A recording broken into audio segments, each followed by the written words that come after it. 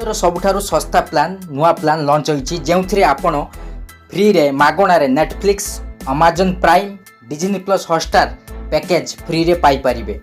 Hi friends मु सुनील स्वागत आपन को सुनील दलाई यूट्यूब चैनल को।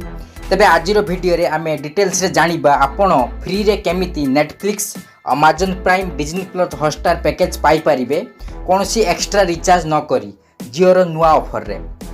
तेबे चैनल रे जदी नुआ तेबे वीडियो टी गोटे लाइक करंतु एवं चैनल टी को सब्सक्राइब कर नियंतु एमिति नुआ अपडेट प्रत्येक दिन प्रथमे पाइबा पई।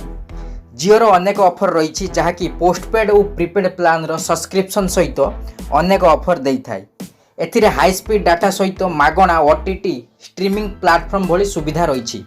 किछि प्रीपेड प्लान रे ग्राहकों को डिज्नी प्लस हॉटस्टार रो सुविधा मध्य मिली थाए। तेबे आसंतु जानिबा जिओर किछि सस्ता प्लान विषय रे जेउथिरे आपण डाटा सहित नेटफ्लिक्स अमेजन प्राइम और डिज्नी प्लस हॉटस्टार पैकेज पाई परिबे। यूजर को पई यह जिओ पोस्टपेड प्लस रो सबुठारु सस्ता प्लान जिओ पोस्टपेड प्लस। ए प्लान रे आपण समस्त तीनोटी नेटफ्लिक्स अमेजन प्राइम और डिज्नी प्लस हॉटस्टार को मागणा रे देखि परिबे। एही योजना 75 जीबी डाटा सहित 200 जीबी रो सर्वाधिक डाटा रूलओवर देई थाए। एथिरे 75 जीबी डाटा रु 200 जीबी डाटा पर्यंत आपन को मिली थाए।